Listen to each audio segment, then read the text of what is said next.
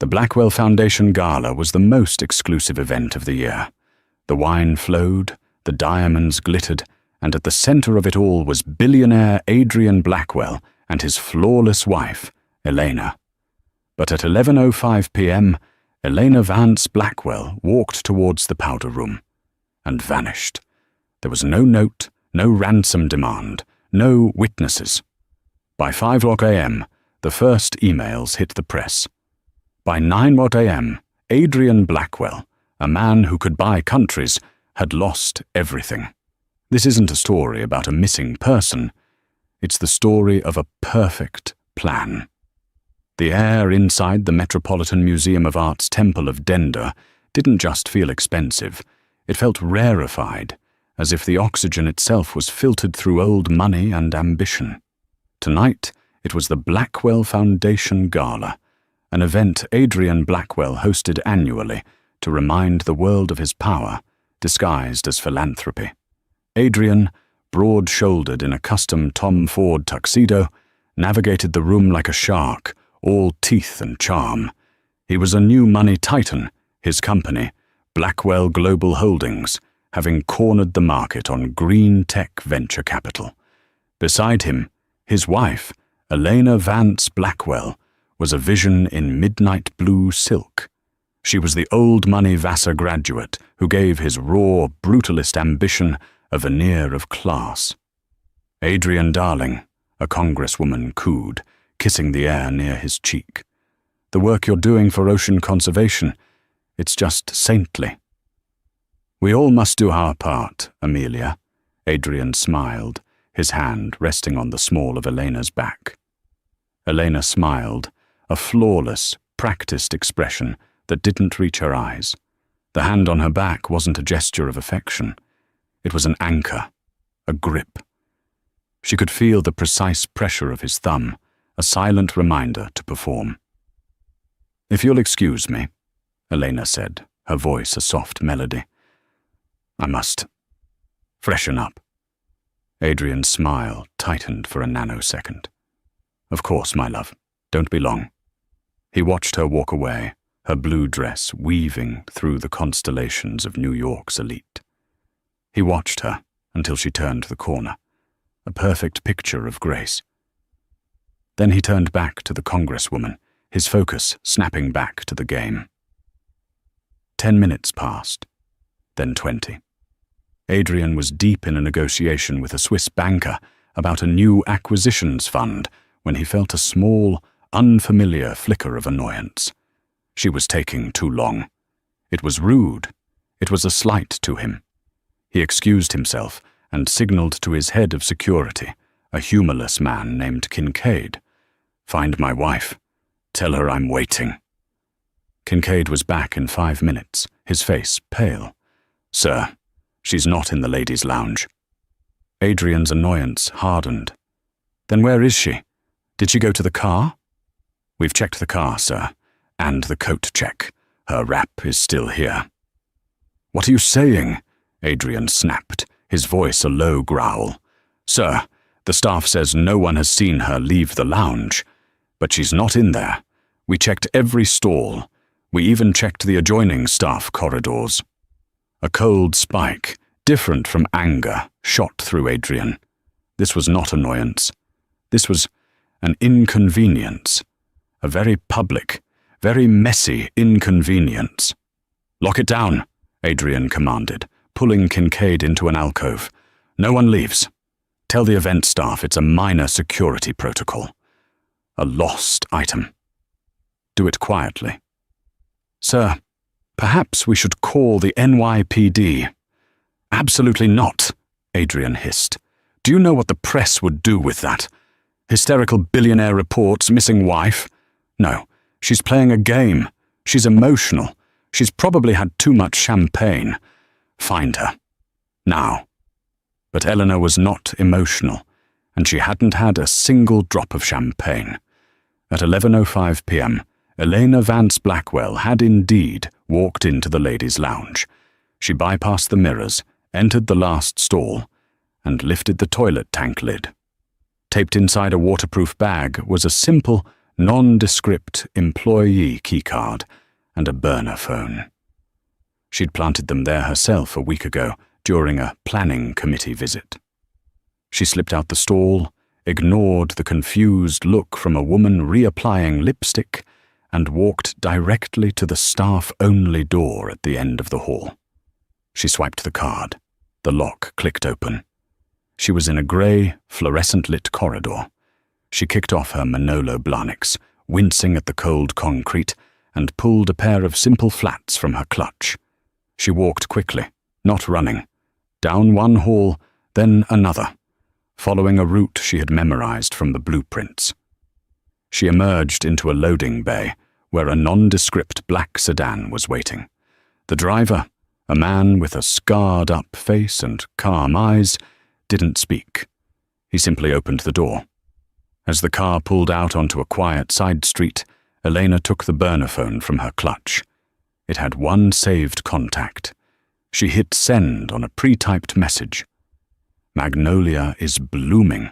Then she snapped the phone in half, threw it and the keycard into the car's built-in disposal chute, and watched the lights of the museum, the lights of her prison, fade into the rainy Manhattan night. By 1:30 a.m., Adrian's facade was cracking. The gala had been shut down, the guests sent home with confused whispers about a gas leak. Adrian was in a private office reserved for the museum director, the air thick with his fury. "What do you mean the cameras were looped?" he roared at Kincaid. "Sir, the feed for the corridor outside the lounge and the loading bay. It's been on a 20-minute loop for the last 3 hours. It's a professional job. We didn't detect it." "You're incompetent." Adrian threw a glass of water against a priceless Egyptian tapestry. "Get your digital team on it. Find out where the breach came from." This was when the door opened. It wasn't one of his men. It was a man in a rumpled trench coat, his face weary and his eyes missing no detail. "Adrian Blackwell?" the man asked. His voice was gravel. "Who the hell are you? This is a private—" "Detective Marcus Rylance, NYPD, 19th Precinct. We got an anonymous tip about a volatile situation and a possible hostage at this address. You care to tell me why you've locked down the Met and why your wife seems to be missing?" Adrian's blood ran cold. The police, the one thing he couldn't control. "Detective," Adrian said, forcing a calm, concerned tone. "My wife, she's unwell. We had a minor disagreement. She's prone to these episodes. She's likely just taken off to get my attention. This is a private, family matter." Rylance stared at Adrian. He didn't write anything down. He just looked, his gaze cataloguing the broken glass, the rage in Adrian's eyes, the $5,000 suit. "A family matter?" Rylance said. "Funny. The tip didn't sound like a family matter. It sounded like a woman who was terrified. Where is Elena Blackwell, Mr. Blackwell? I told you I don't know. She vanished. People don't vanish from the Temple of Dendor, Mr. Blackwell. Not without help. Or not unless they're running from something." Rylance's eyes flicked to Adrian. "Or someone. Are you accusing me?" Adrian's voice was ice. "Do you have any idea who I am? Right now, you're the husband. That's all you are." Rylance's own phone buzzed. He looked at it, his eyebrows raising slightly. "Well, this just got interesting. My anonymous tipper just sent me something else." He turned the phone to Adrian. It was a single, grainy image, clearly taken from a hidden camera. It was Adrian, in his own home office, standing over Elena.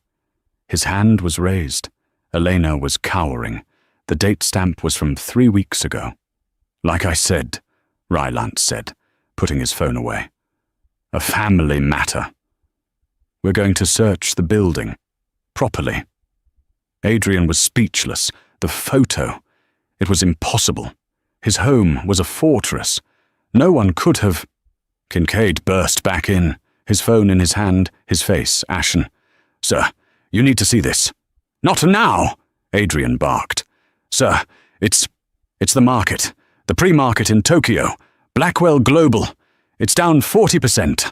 Sir, the servers. We're being locked out. Adrian snatched the phone. It wasn't just Tokyo, Hong Kong, Seoul.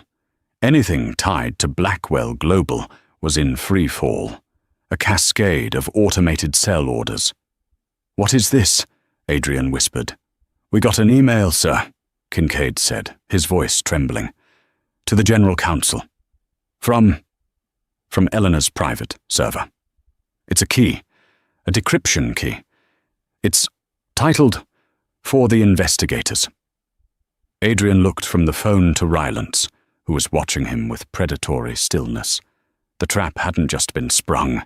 It was an entire field of landmines, and he'd been tap dancing on them for years. Elena wasn't missing. She was gone, and she had just declared war. At 4:59 a.m. Eastern Standard Time, 1 minute before the first pre-market bells in New York, the world ended. It didn't end with a bang. It ended with an email. An email sent simultaneously to the Securities and Exchange Commission, the IRS's Criminal Investigation Division, the Southern District of New York, and every major financial journalist at the Wall Street Journal, the Financial Times, and Bloomberg. The email was from magnoliagroveproton.me. The subject line was simple, the Blackwell Global Holdings dossier. The body of the email contained only a link and a decryption key, the same key Kincaid had seen. At 5:00 a.m., the first analyst at a hedge fund clicked the link.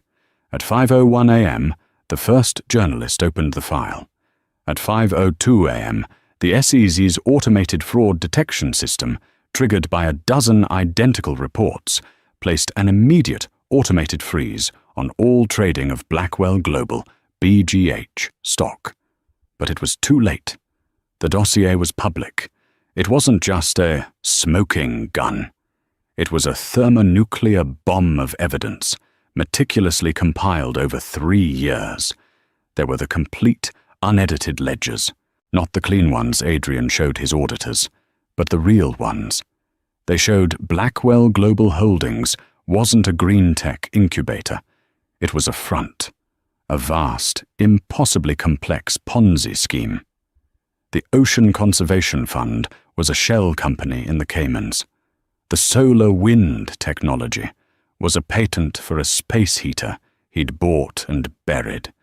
He was using new investor money, from pension funds, from university endowments, from his friends at the gala, to pay off old investors and fund his lavish billionaire lifestyle. But the ledgers were just the start. There were audio files, hours of them. Elena, it turned out, had a habit. Every time Adrian boasted in his study, every time he took a private call, a small, voice-activated recorder, hidden in the spine of a first-edition Great Gatsby, was listening. Audio file, Cayman Equity, transfer to MP3. Adrian's voice, smooth and arrogant. Of course it's a loss on paper. That's the point. We write off the loss. The foundation absorbs the tax credit, and we move the liquid assets to Geneva Capital Partners. They won't even know what to audit. Audio file, Senator Harjas Amelia, MP3. Adrian's voice, laughing. Amelia, darling. Saintly is what they call me. Just make sure that energy bill goes to the right subcommittee, and the donation to your re-election campaign will find its way. Yes, the usual account. There were photographs, bank statements, offshore wire transfer confirmations, a complete step-by-step guide to a $40 billion fraud. By 5:30 a.m., Adrian Blackwell was no longer a billionaire. He was a headline. By 6:00 a.m., the lights were on in the entire SDNY building. By 6:30 a.m., Detective Rylance, who had been sitting in his car outside Adrian's penthouse, Adrian was cooperating by not being allowed to leave, got a call from an assistant U.S. attorney. "Marcus," the AUSA said, his voice buzzing with adrenaline. Forget the missing persons case. We're on our way. We have a warrant for Adrian Blackwell. Full asset seizure. Bank accounts, property, cars, computers, everything. We're freezing everything." Rylance looked up at the glittering penthouse, a glass box in the sky. "Understood," Rylance said, a grim satisfaction in his voice. "He's not going anywhere." Inside that penthouse, Adrian was watching the TV. His face was a mask of disbelief as CNBC, Bloomberg, and CNN all ran the same chyron. Blackwell Global implodes. SEC launches massive fraud probe. His phone, once the most powerful device in the city, was silent. No one was calling him. No one would call him. He was no longer a partner. He was a liability. He tried to log into his private bank. Access denied. He tried to call his lawyer. The call went to voicemail. His lawyer was probably already negotiating a plea deal for himself. He stared at a photo on the mantel. It was from their wedding. Elena, smiling, beautiful, and, he now realized, utterly lethal. "You bitch," he whispered. He didn't just lose his money. He didn't just lose his company. In the span of 6 hours, Elena had erased his entire existence. She hadn't just vanished. She had taken the entire world with her, leaving him alone in the burning ruins. And then, the heavy, authoritative knock came at his penthouse door. It wasn't Kincaid. It was the FBI. The morning of November 14th was a symphony of destruction, and Adrian Blackwell was the conductor, though he'd long since lost the baton. At 7 a.m., the FBI agents, led by a stone-faced woman from the white-collar crime unit, swarmed the penthouse. They were polite, professional, and utterly implacable. "Mr. Blackwell, you are to touch nothing," the agent in charge said. "This penthouse and everything in it is now property of the United States government, pending forfeiture." They were already putting evidence tags on his Renoir, on his laptop, on the very clothes in his closet. "My lawyer," Adrian started, his voice hoarse. "Is welcome to meet you downtown," the agent replied, not looking up from a file. "You are being detained for questioning." He was led out in his $2,000 silk pajamas, a detail the paparazzi, miraculously tipped off, captured with predatory glee. The billionaire in his PJ's photo would be iconic. Meanwhile, Detective Rylance was at the 19th precinct, finally connecting the dots. The anonymous tip, the photo of the abuse, the perfectly timed data bomb. This wasn't a missing person. This was a witness who was now in mortal danger. "I don't care about the fraud case," Rylance bellowed at his captain. "The FBI has him on that. I have a missing woman, a woman who just torched a $40 billion criminal enterprise. Blackwell may be in cuffs, but he's not the only person who's going to want her dead. Every partner he implicated, every politician, every banker, they're all going to be hunting her." His desk was chaos. The photo of the abuse was real, but it was just the beginning. The anonymous tips had been coming for 6 months. Small things, a license plate, a meeting time, a name, James Thorne. "Who is James Thorne?" Rylance demanded of his team. A young tech analyst piped up. "Ran a search, boss. James Thorne, ex-SAS, hired by Blackwell 3 years ago as head of security, fired 1 year ago. Insubordination. He was Kincaid's predecessor," Rylance realized. "Find him. He's the key. He's Elena's ally." Across town, the dominoes fell. 7:30 a.m., the congresswoman, Amelia, released a statement that she was shocked and appalled and would be immediately returning all donations from Mr. Blackwell, as if that would wash her clean. 8:00 a.m., the board of directors of Blackwell Global Holdings, those who hadn't already been detained, voted unanimously to oust Adrian. It was a meaningless gesture. There was no company left to oust him from. 8:30 a.m., the Swiss banker Adrian had been schmoozing with at the gala, was arrested by Interpol at JFK, attempting to board a flight to Geneva. 9:00 a.m. The market opened. It was a bloodbath. BGH stock was delisted. Any company Blackwell had touched, Geneva Capital Partners, Cayman's Equity Fund, even the caterer for the gala, was radioactive. Adrian, sitting in a stark, windowless interrogation room, watched none of this. He was alone, his hands shaking, the phantom itch of power already fading. A new man entered the room. Not Rylance, not the FBI. A man in an expensive, somber suit, an assistant U.S. attorney. "Mr. Blackwell," the AUSA said, sitting down. "My name is Thomas. We don't have much to talk about, really. The evidence is comprehensive. I want my lawyer," Adrian stammered. "He's busy," Thomas said, opening a file. "He's currently explaining to us why his last 3 retainer payments came from the fraudulent Ocean Conservation Fund. It seems you've made him a co-conspirator." "Poor form." Adrian's face went white. "So, here's the reality," the AUSA continued, steepling his fingers. "Given the evidence, the audio, the ledgers, the wire transfers, you're facing roughly 180 years. Life. Multiple life sentences, in fact." Adrian couldn't breathe. "We are not offering a deal. We are offering a clarification. The only thing you have that is of any value to us is the location of Elena Vance Blackwell." Adrian's head snapped up. She did this," he spat. "She's the criminal. She stole from me. She's the prosecution's star witness, Mr. Blackwell, and right now she's in the wind, which means every person you screwed over, the Russian oligarchs you consulted for, the cartel money you cleaned in that bogus solar project, they're all looking for her. And so are we. We want her testimony. They want her silenced. Her life is in your hands, in a manner of speaking." The AUSA leaned in. "So, we know you're a monster. We know you're a thief. The only question left is, are you a murderer? Where did you hide your wife, Adrian?"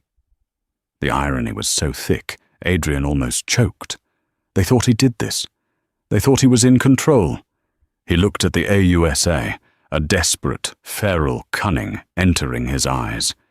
They thought she was just a witness. They thought she was running.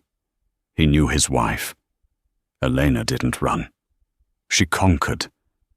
And he knew something else. He knew her one weakness, the one thing she loved more than she hated him, the one person she was protecting. "I don't know where she is," Adrian said. And for the first time, he sounded utterly truthful. "But I know where she's going." Elena Vance Blackwell was not in a 5-star hotel. She was not on a private jet to a non-extradition country. She was in a small, clean, 1-bedroom apartment in Queens, overlooking the rumble of the N train. The apartment was rented under the name Jane Smith and was paid for in cash 6 months in advance. This was her command center, and this was her story. It hadn't started with a plan. It had started with a bruise, a small blue-violet mark on her upper arm, hidden by a Chanel sleeve. It had been 2 years into the marriage.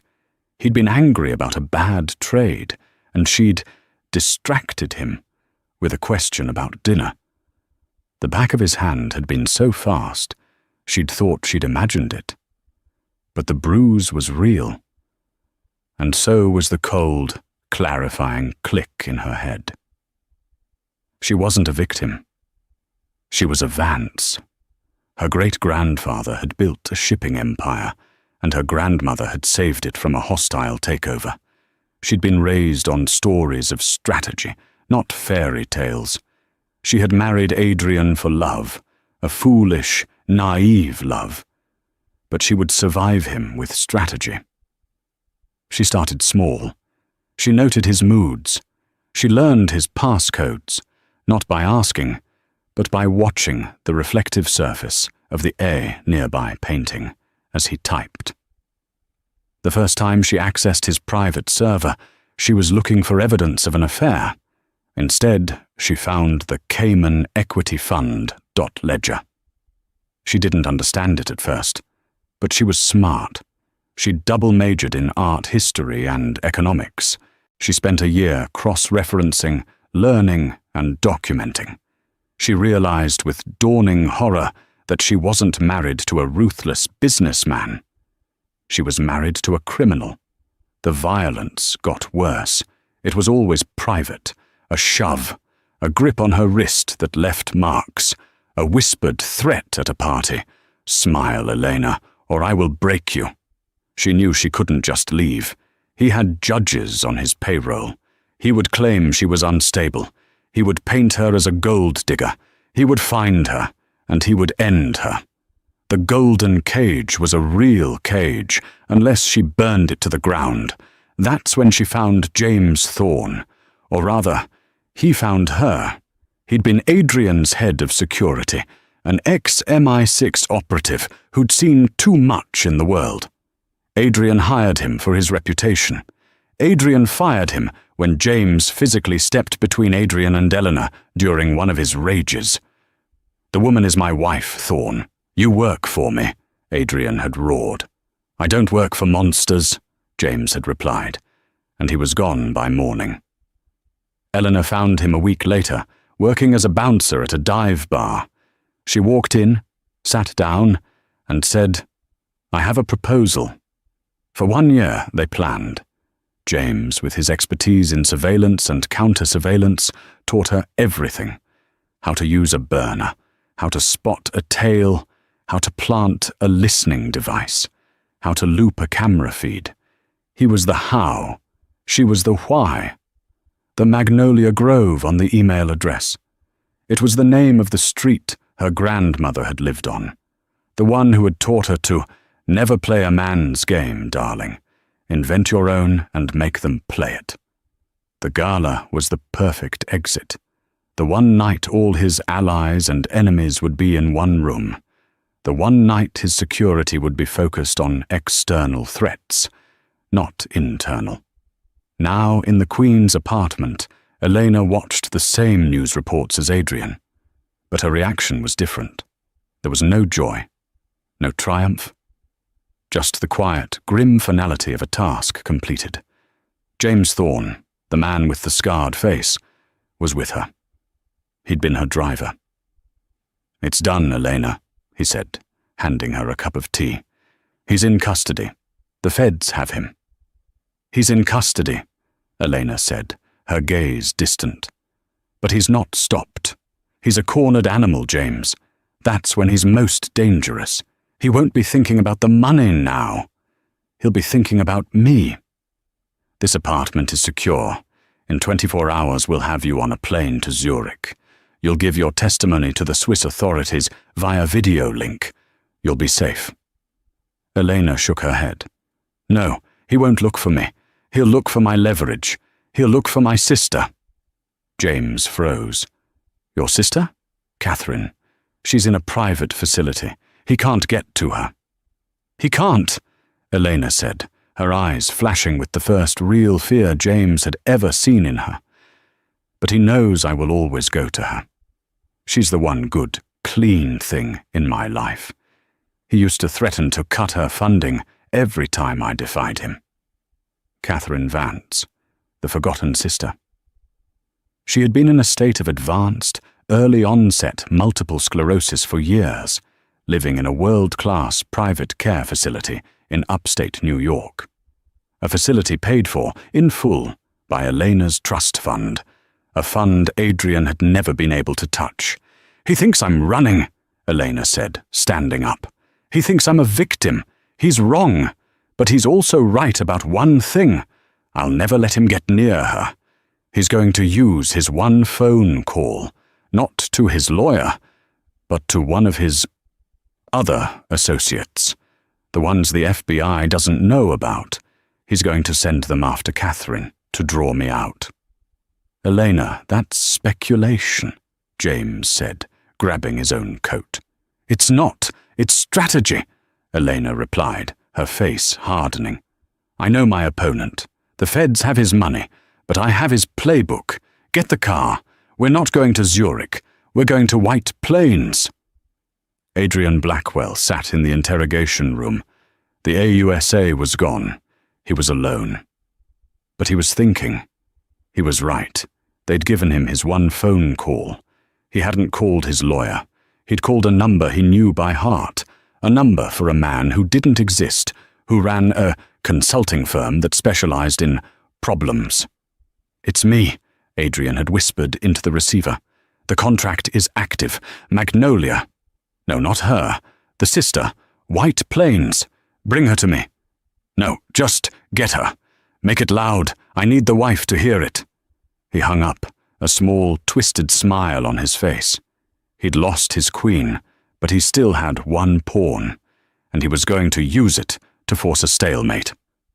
Meanwhile, Rylance's squad room was electric. "Boss, I found Thorne!" the tech analyst yelled. "He's not just an ex-bouncer. He's been operating a high-end private security firm under a shell. Thorne Protective.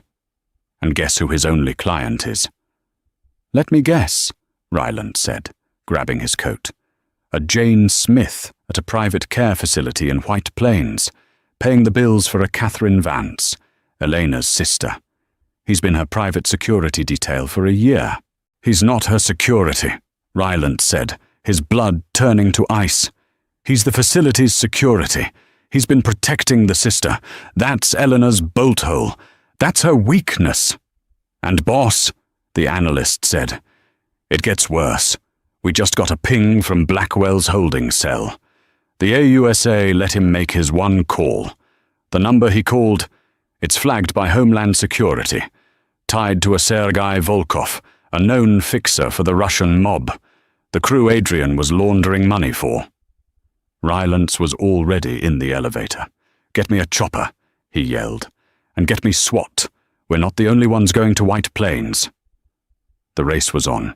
Three forces were now converging on the quiet, sterile Oakwood Meadows Care Facility. One, Elena and James, driving a nondescript Volvo, breaking every speed limit on the Taconic Parkway. James was on the phone, coordinating with his small on-site security team. "This is not a drill. Level 5. Move her. Move her now." 2. Rylance and the NYPD.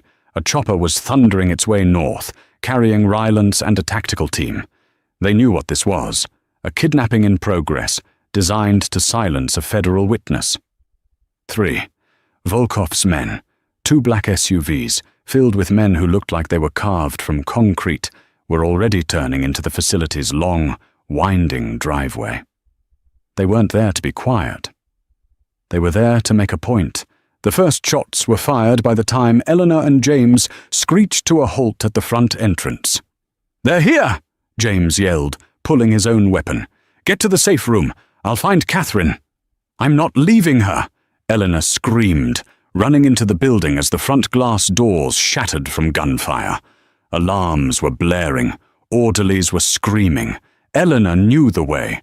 She'd been here every week for 5 years. She sprinted down the hall, past 2 of Volkov's men, who were being pinned down by James's security.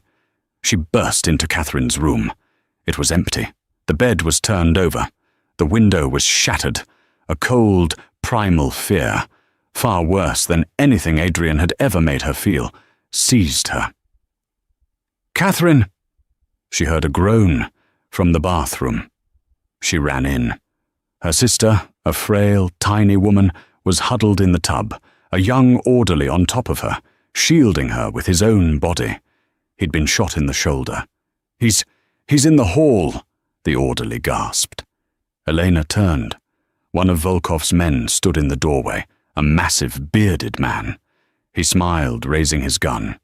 "The boss says hello," he grunted. "No!" Elena screamed, shielding her sister. A shot echoed. But it wasn't the man's.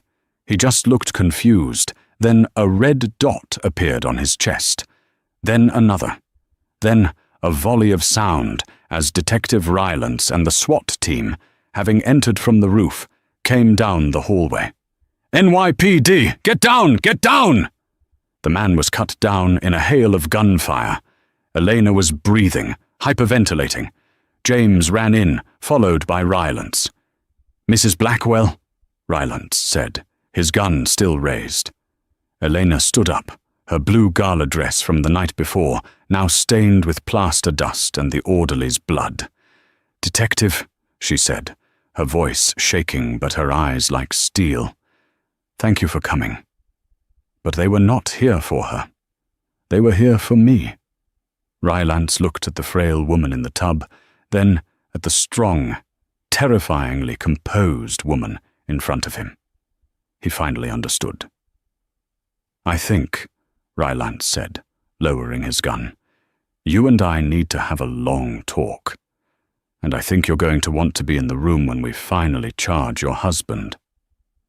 The interrogation room was different this time. Adrian was no longer the man in pajamas. He was in an orange jumpsuit, his hair matted, his bravado gone. The door opened. In walked the AUSA, Detective Rylance, and Elena. She was in a simple black pantsuit, her hair pulled back. She looked less like a victim and more like a CEO. Adrian flinched, as if she were a ghost. "Hello, Adrian," she said. Her voice was calm. "Elena, you're alive," he stammered. "No thanks to you," she replied. "The men you sent, they killed a security guard. They shot a 19-year-old orderly, all to get to my sister. I didn't." Adrian looked at the AUSA, then at Rylance. I was desperate. They're my family. I wanted my family." Elena laughed, a cold, sharp sound that made Adrian shrink. "Family? You don't have a family. You have assets. You have liabilities. And when I stopped being an asset, you tried to turn me into a problem. And when that failed, you went after my sister." "This is not a good look, Mr. Blackwell," the AUSA said dryly. "Attempted kidnapping, conspiracy to commit murder.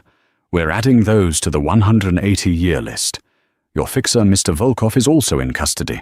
He's very chatty, very eager to tell us all about your money laundering operations in exchange for a deal." Adrian's face crumpled.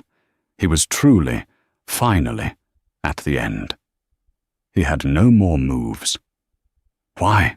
he whispered, looking only at Elena. "Why did you do this?" "We had everything." Elena stepped forward, her hands clasped behind her back. Rylance tensed, but she was perfectly still. "You're wrong. You had everything. I had a cage," she said. "I had bruises. I had a husband who told me to smile after he threatened to pull the plug on my sister's care." She leaned in, her voice dropping so only he could hear it. "You think this was about the money? You think it was about your affairs? You were a bad investment, Adrian. And I'm a Vance. We cut our losses." She straightened up, turning to the AUSA. "I'm ready to give my full statement." "Elena, please!" Adrian cried, his voice cracking. He was on his feet, reaching for her. "Don't do this. I love you. I can fix this. We can start over."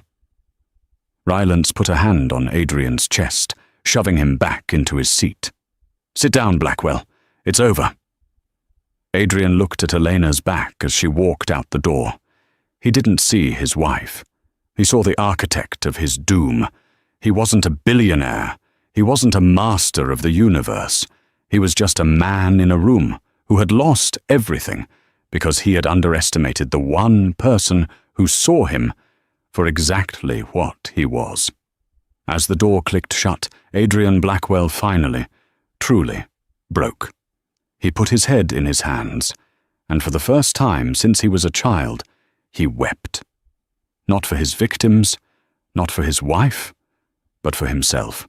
The 6 weeks that followed the firefight in White Plains were not a return to normalcy, but the creation of an entirely new one. The world, it turned out, moved on from a $40 billion implosion with staggering speed.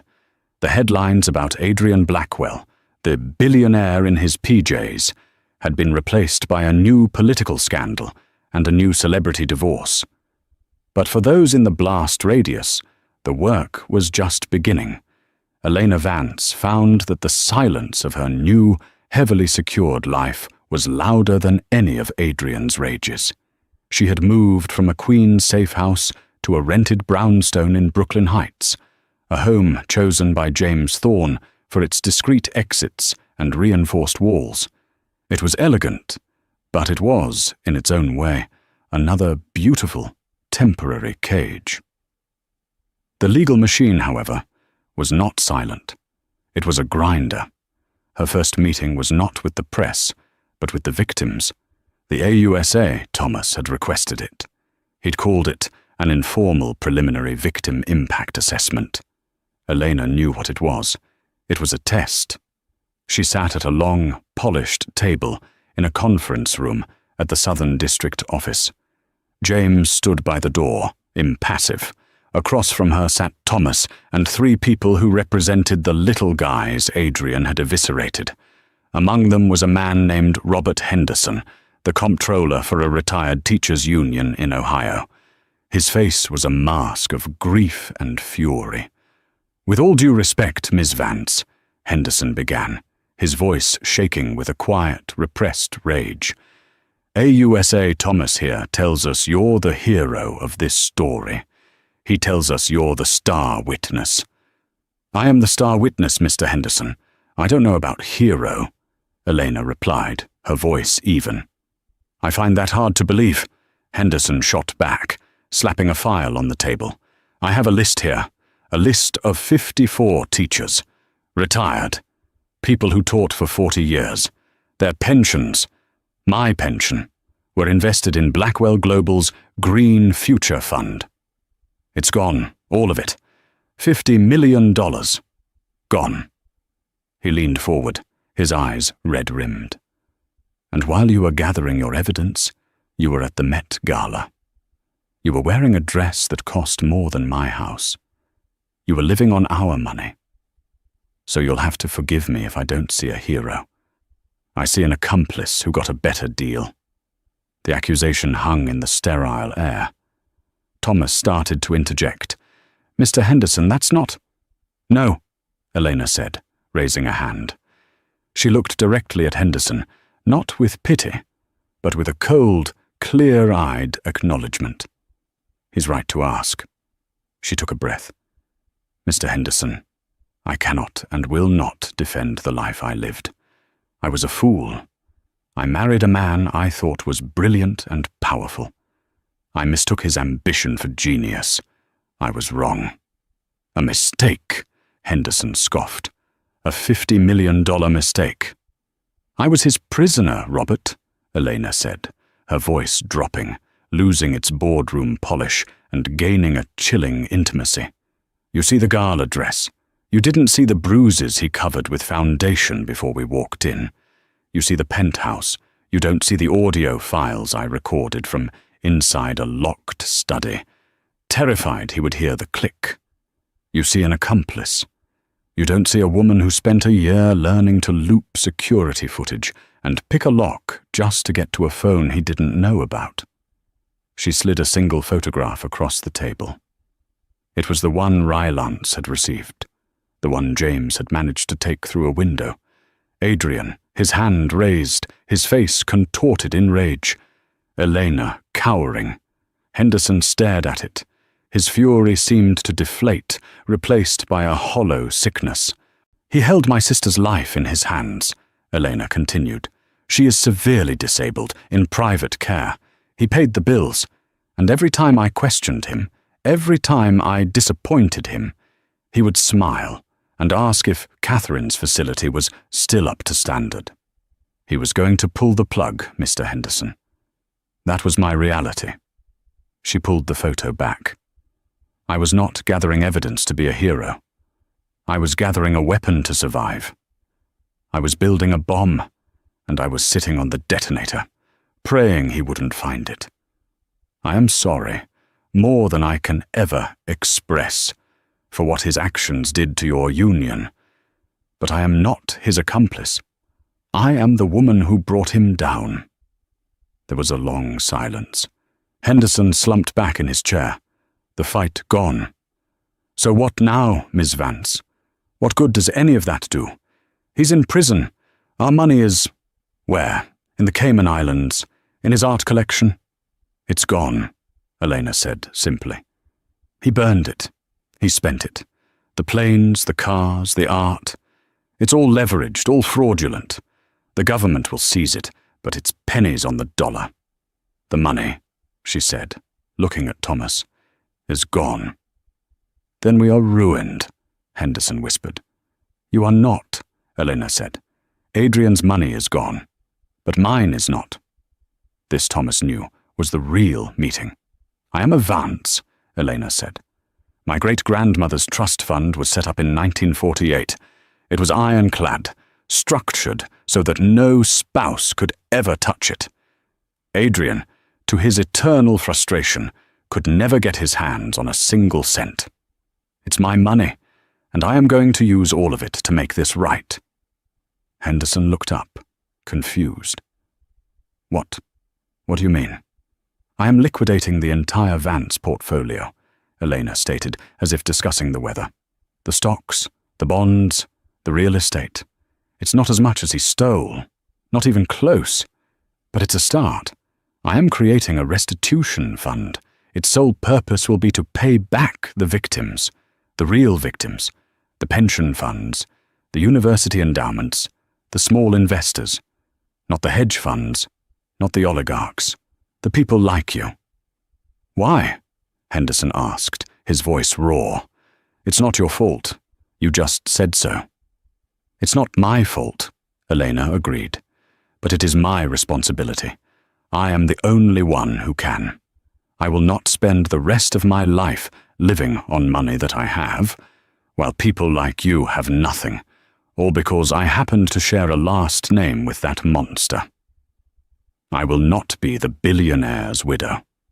I will be the one who cleaned up his mess." 2 months later, she made it public. The press conference was held in a community center in the Bronx, a place that smelled of floor wax and instant coffee. It was a calculated move, no marble, no chandeliers, just linoleum floors and fluorescent lights. Elena walked to the podium, flanked by James. The room was a sea of flashing cameras. She looked out and saw them all: the Wall Street Journal, the Times, a hungry-looking tabloid reporter from the Post, and in the back, leaning against the wall, his arms crossed, was Detective Marcus Rylance, attending on his day off. "Good morning," Elena began, her voice clear and unamplified by the weak microphone. "For 10 years my name was Elena Blackwell. It was a name synonymous with wealth, with access, and, as we now know, with a catastrophic criminal fraud." She paused, letting the cameras click. "Today I am here as Elena Vance. My name, my money, and my choice." She laid out the plan. The Magnolia Grove Fund. "It is named for the street my grandmother lived on," she explained. "A woman who taught me that you cannot build a legacy on a rotten foundation. Adrian Blackwell's foundation was pure rot. And now, it's my job to help clear the rubble." She announced that the entirety of the Vance family trust, valued at just under $800 million, was being transferred to the fund. It was a fraction of the $40 billion Adrian had vaporized, but to the Hendersons of the world, it was a lifeline. "This fund is not charity," she said, her eyes finding the Journal reporter. "It is restitution. It is not an apology. It is an action. We cannot make everyone whole, but we can begin." She opened the floor to questions. They came like bullets. "Miss Vance!" shouted the Post reporter. "Is it true you're just doing this to avoid prosecution yourself? How much did you really know?" "I am the prosecution's star witness," Elena said, her voice turning to ice. "My testimony, and the evidence I gathered at extreme personal risk, is the entire case. The AUSA's office has my full cooperation. Next, what about Adrian Blackwell from the Times? Will you be at his sentencing? Adrian Blackwell has pled guilty to 45 counts of wire fraud, securities fraud, money laundering, and thanks to his actions in White Plains, conspiracy to commit kidnapping and murder.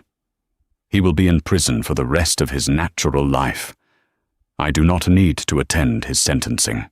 I am his sentencing. Another reporter, a young woman from a financial blog, raised her hand. Ms. Vance, what do you say to the women who saw you as a style icon, as a fantasy?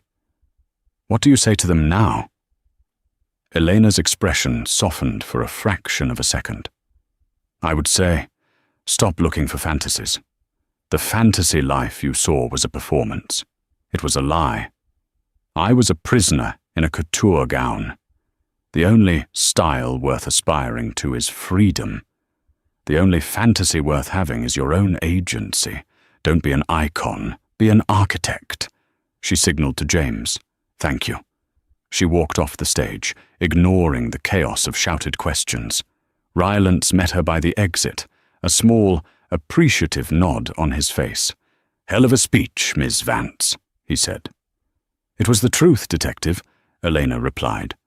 Heard the sentencing came down this morning just before you went on, Rylance said, keeping his voice low. The plea was accepted. 180 years. No parole. He's being transferred to ADX Florence. Elena stopped, her hand on the door. ADX Florence. The Alcatraz of the Rockies.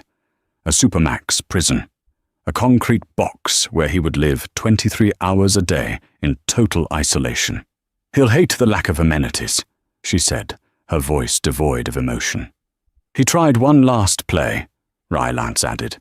Filed a motion claiming you were the mastermind, that you controlled him, that he was afraid of you, and this was all an elaborate plot to steal his company.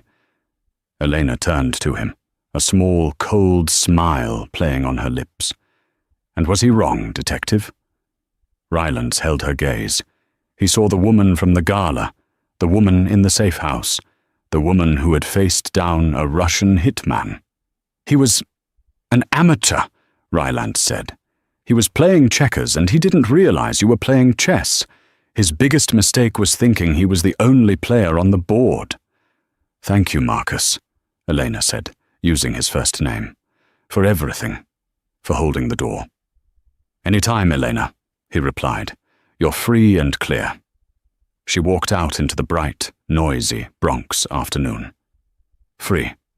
It was such a small word for such a heavy thing. That evening she did not celebrate. She went to the White Plains facility. The bullet holes were plastered over. The glass was replaced. A new state-of-the-art security system, paid for by the Magnolia Grove Fund's administrative budget, was fully operational. She sat by her sister's bed. Catherine was asleep, her breathing shallow. The young orderly who had protected her was in the room, his arm in a sling, reading a magazine. He'd refused to transfer, saying he wouldn't leave Miss Vance. Elena watched her sister. This was the why. This was the whole reason. This frail, vulnerable woman was the only family she had left, the only person in the world who had never wanted anything from her but her time. Adrian had threatened the one clean, good thing in her life. He hadn't just been a thief. He'd been a heretic. Catherine's eyes fluttered open, sensing her. You're on TV, Catherine whispered, her voice a dry rustle. You look tired. I am, Elena smiled, smoothing her sister's hair. But I'm done. He's gone. The monster. He's gone forever. He can never, ever hurt you again, Cat. I promise. Good, Catherine sighed, a look of profound peace on her face. Now, you can paint again. Elena's breath caught. She hadn't spoken of painting in 10 years. It was the part of her she'd buried first. Adrian had called it a cute hobby, something to keep her busy while he did real work. She left the facility hours later and drove back to her brownstone. The sun was setting over the East River. She walked into her apartment, and for the first time, the silence didn't feel like a cage. It felt like a canvas. In the spare room, which James had intended as a home gym, a large object was draped in a painter's cloth. She had moved it from storage. She pulled back the sheet. It was a painting she had started a decade ago, the week before she'd met Adrian, an abstract, full of dark, turbulent blues and angry greys. She had been a promising, fiery artist. She had been Elena Vance. She stared at the canvas, at the 10 years of dust and silence it represented. She thought of Adrian in his concrete box. She thought of Robert Henderson getting his first restitution check.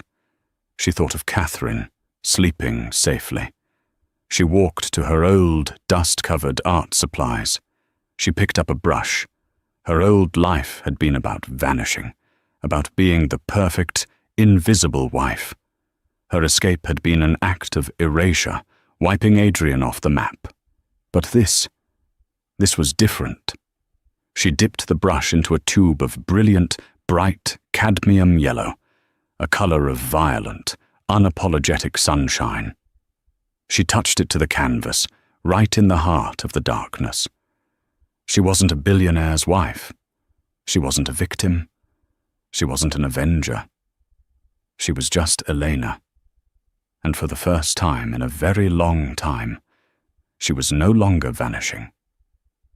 She was appearing, and she alone, was holding the brush. They say losing everything is a tragedy, but for Elena Vance, losing everything was the first step to gaining her freedom. She vanished from a gala, but she reappeared as herself. Adrian Blackwell's power was built on a lie, and one woman's courage was all it took to tear it all down. It's a reminder that the most powerful person in the room isn't always the loudest. Sometimes, it's the one who's been listening. What did you think of Elena's plan? Was it justice, or was it revenge? Let me know your thoughts in the comments below. If you enjoyed this story and want more drama and twists, make sure to hit that like button, share this video with a friend, and subscribe to the channel. Your support means everything. Thanks for listening.